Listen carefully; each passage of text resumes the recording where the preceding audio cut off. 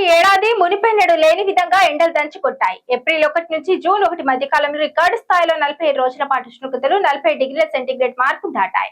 ఇది తీవ్రమైన 2015 వేసవి రికార్డును కూడా అధిగమించింది.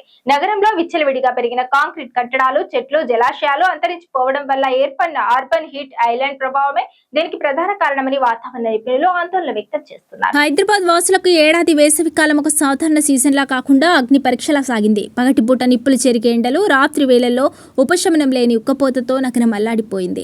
అర్బన్ హీట్ ఐలాండ్ ప్రభావం హైదరాబాద్ను నిప్పుల కొలిమిలా మార్చేసింది. ఫలితంగా గత దశాబ్ద కాలంలోనే అత్యంత ఉష్ణోగ్రతలు కలిగిన వేసవిగా 2026 నమోదైంది.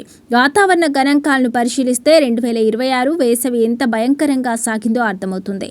ఈ ఏడాది ఏప్రిల్ 1 నుండి జూన్ 1 మధ్య కాలంలో నగరంలో ఏకంగా 47 రోజుల పాటు ఉష్ణోగ్రతలు 40 డిగ్రీల సెల్సియస్ కంటే ఎక్కువగా నమోదయ్యాయి. గతంలో అత్యంత భీకరమైన హీట్ వేవ్ ఇయర్ గా భావించిన 2015లో కేవలం 42 రోజులు మాత్రమే. ఈసారి ఆ రికార్డు బద్దలైంది. దీనికి భిన్నంగా 2021 వేసవిలో కేవలం 3 రోజులు మాత్రమే 40 డిగ్రీల సెల్సియస్ దాటింది. 2015లో ఎండలు కొన్ని రోజుల పాటు గరిష్ట స్థాయికి చేరి మళ్లీ తగ్గుముఖం పట్టాయి. కానీ 2026లో దాదాపు 2 నెలల పాటు నిరంతరాయంగా ఉష్ణోగ్రతలు స్థిరంగా అధికంగా కొనసాగాయి. అంబర్పేట, హిమాయత్ నగర్, గచ్చిబౌలి నుంచి మేడిపల్లి వరకు నగరంలోని అన్ని శివారు, ప్రధాన ప్రాంతాలు వారాల తరబడి ఈ తీవ్రమైన ఉష్ణోగ్రతలకు గురయ్యాయి. పగటి ఉష్ణోగ్రతలే కాకుండా రాత్రి వేళల్లో కూడా భూమి చల్లబడకపోవడంతో ప్రజలు ఇబ్బందులకు గురయ్యారు. హైదరాబాద్ నగరంలో రియల్ ఎస్టేట్ విస్తరణకి ఈ విపత్కర వాతావరణ మార్పు కారణమని నిపుణులు అంటున్నారు.